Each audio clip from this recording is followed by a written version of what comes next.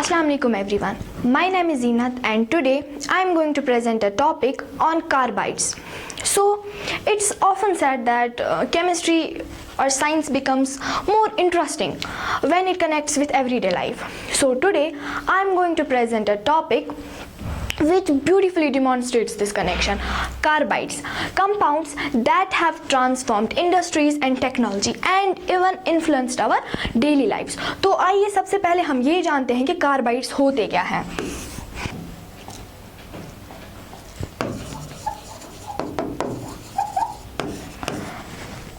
तो जब भी कार्बन किसी एलिमेंट या मेटल के साथ बॉन्ड बनाता है तो जो वहाँ पे कंपाउंड बनता है उस कंपाउंड को हम कार्बाइड्स कहते हैं.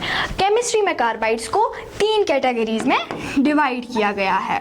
पहली कैटेगरी को बोलते हैं, पहली टाइप जो है उसको बोलते हैं ionic carbide, metallic carbide, covalent carbide. तो अगर हम बात करेंगे आयनिक कार्बाइड्स की,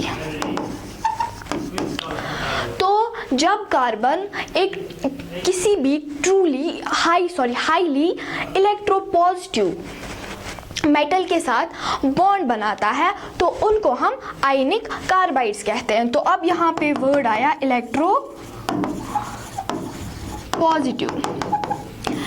ये वो एलिमेंट्स होते हैं जिनमें इलेक्ट्रॉन्स लूज करने की कैपेबिलिटी ज़्यादा होती है. तो जब भी एलिमेंट, हमारे पास कोई एलिमेंट होगा वो इलेक्ट्रॉन लूज करेगा, यानी उस पर पॉजिटिव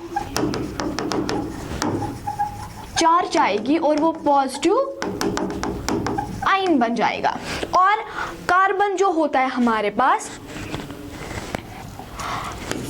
कार्बन वो इस इलेक्ट्रॉन को गेन करेगा, यानी इस पे नेगेटिव चार्ज आ जाएगा, मीन्स ये नेगेटिव आयन बन जाएगा.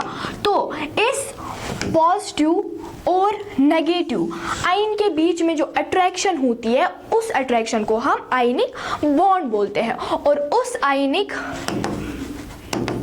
आयनिक बॉन्ड से जो कंपाउंड्स बनते हैं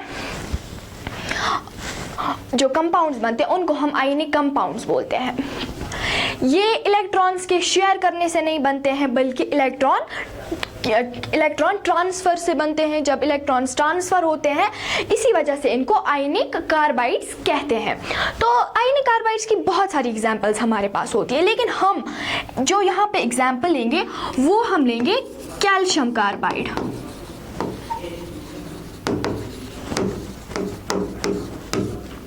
कैल्शियम कार्बाइड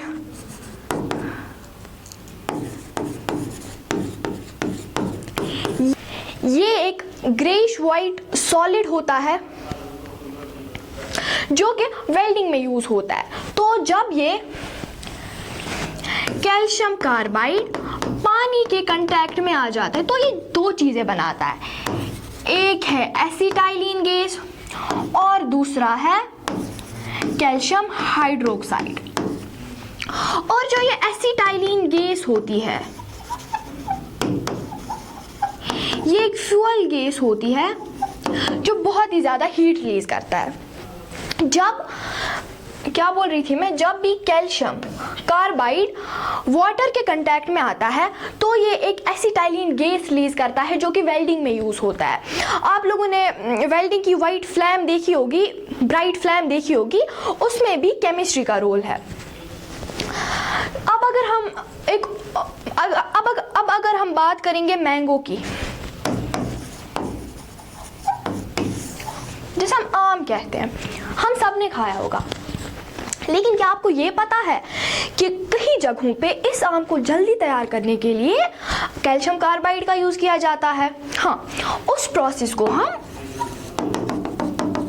आर्टिफिशियल राइपनिंग कहते हैं. ये कैसे? जब भी कैल्शियम कार्बाइड मॉइस्चर के कांटेक्ट में आता है तो वो एसिटाइलिन गैस रिलीज करता है जो कि फ्रूट्स को जल्दी पकाता है. लेकिन अब इसमें दिक्कत ये भी हो सकती है कि कैल्शियम कार्बाइड में आर्सेनिक और फॉस्फोरस जैसे हार्मफुल सब्सटेंसेस भी हो सकते हैं. इसीलिए हमें फ्रूट्स को धो कर खाना चाहिए। अब आधे लोग ये बोलते हैं कि अगर हम मैंगो की बात कर रहे हैं, आधे लोग ये बोलते हैं कि अगर हम छिलका निकाल के आम खाएंगे तो उसमें कैल्शियम कार्बाइड भी निकल जाएगा। बट रियलिटी ये होती है कि छिलका उठाने से सरफेस रेजिड्यू कम हो सकती है, नो डाउट, बट हमें ये गारंटी नहीं होती है कि हार्मफुल सब्सटेंसेस सारे ख़त्म हो गए हैं या नहीं। इसीलिए हमें फ्रूट्स को अच्छी तरीके से धो कर खाना चाहिए। अब कुछ लोगों का डाउट ये होता है कि हमें आम छिलका निकाल कर खाना चाहिए या चूस कर खाना चाहिए। आई होप उसका आंसर आप लोगों को मिल गया होगा। Now coming towards the second category which is covalent carbide. जब भी कार्बन और मेटल्स के बीच में स्ट्रॉन्ग कोवैलेंट बॉन्ड बनता है तो उन कंपाउंड्स को हम कोवैलेंट कार्बाइड्स कहते हैं। इसमें हमारे पास दो एग्जांपल्स हैं, एक है सिलिकॉन कार्बाइड और दूसरा है बोरॉन कार्बाइड। ये जो सिलिकॉन कार्बाइड होता है ये दुनिया के हार्ड मटेरियल्स में से एक है। ये बहुत ज़्यादा हार्ड होता है, इसीलिए इसका यूज़ होता है ग्राइंडिंग व्हील्स में, सैंड पेपर में, पॉलिशिंग एटसेट्रा में। वाइल एज जो बोरॉन होता है ये हम यूज़ करते हैं बुलेट प्रूफ जैकेट्स में, मिलिट्री आर्मर में। यहाँ से हमें ये भी पता चलता है कि जो केमिस्ट्री है ये सिर्फ एग्ज़ाम पास करने के लिए नहीं होता है, बल्कि ये हमारी सेफ्टी और टेक्नोलॉजी के लिए भी बहुत ज़्यादा इम्पॉर्टेंट होता है। तो अब अगर हम तीसरी कैटेगरी देखेंगे वो है मेटालिक कार्बाइड्स। ये कार्बाइड्स ट्रांजिशन मेटल्स के साथ बनते हैं और इसमें इसकी जो बेस्ट एग्जांपल है वो है टंगस्टन कार्बाइड।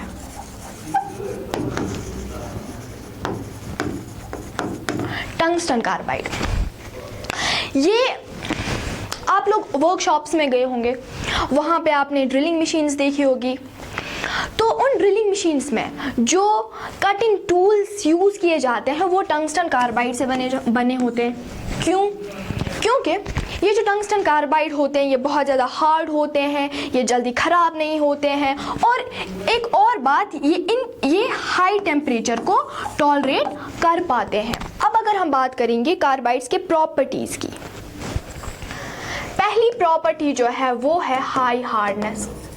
जैसे कि मैंने अभी आपको बोला टंगस्टन कार्बाइड का ये बहुत ज़्यादा हार्ड होते हैं। दूसरी एग्जांपल अगर हम देखेंगे वो है हाई टेम्परेचर को टॉलरेट करते हैं, यानी कि ज़्यादा हीट देने पर ये जल्दी मेल्ट नहीं होते हैं। तीसरी प्रॉपर्टी की अगर हम बात करेंगे वो है वियर रेजिस्टेंस। वियर रेजिस्टेंस का मतलब होता है जल्दी ना घिसना, मतलब ये जल्दी घिसते भी नहीं है। फोर्थ प्रॉपर्टी की अगर हम बात करेंगे वो है ड्यूरेबिलिटी, यानी ये बहुत लंबे टाइम तक चल सकते हैं, ये जल्दी ख़राब नहीं होते हैं। अब अगर हम कार्बाइड्स की एप्लीकेशंस की बात करेंगे,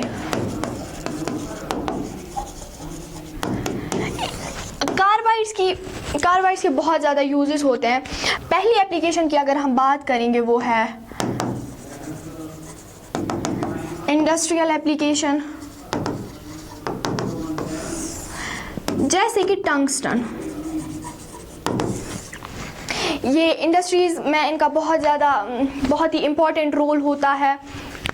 जैसे कि कार्बाइड्स यूज़ होते हैं माइनिंग इक्विपमेंट्स में, ड्रिलिंग मशीन्स में, कटिंग टूल्स में एटसेट्रा। दूसरी एप्लीकेशन की अगर हम बात करेंगे वो है वेल्डिंग इंडस्ट्रियल, जिसमें हमने देखा था कि एसिटाइलिन गेज यूज़ हो रहा था।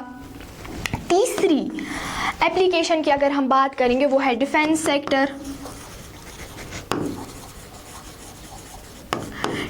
सेक्टर, जिसमें हमारा बोरॉन कार्बाइड यूज़ हो रहा था। अभी हमने देखा था बुलेट प्रूफ जैकेट्स में, मिलिट्री आर्मर में। फोर्थ एप्लीकेशंस की बात करेंगे तो वो है एब्रेसिव्स वो मटेरियल्स होते हैं जो किसी चीज़ को स्मूथ पॉलिश करने के लिए यूज़ किया जाता है।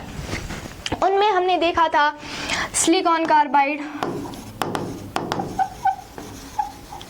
सिलिकॉन कार्बाइड यूज हो रहा था ग्राइंडिंग में, पॉलिशिंग में। तो अब अगर हम बात करेंगे कार्बाइड्स, तो ये था एप्लीकेशंस कार्बाइड्स की। अब अगर हम बात करेंगे इसके एडवांटेज की,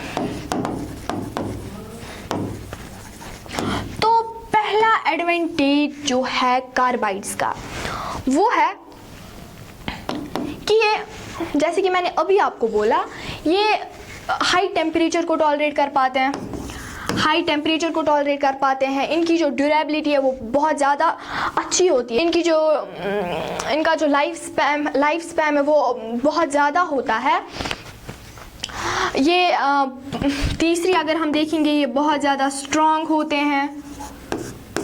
फोर्थ अगर हम देखेंगे, ये जो कार्बाइड्स है, कार्बाइड्स जो है ये इंडस्ट्रीज की एफिशिएंसी को इम्प्रूव करता है। फिफ्थ वन अगर हम देखेंगे, कार्बाइड्स मशीन्स की लाइफ को इंक्रीज करता है। तो हर चीज़ की तरह कार्बाइड्स के भी कुछ डिसएडवांटेज है। यस, अगर हम कार्बाइड्स के डिसएडवांटेज की बात करें, पहला डिसएडवांटेज है कि कुछ कार्बाइड जो होते हैं वो ब्रिटल होते हैं। क्या होते हैं? ब्रिटल।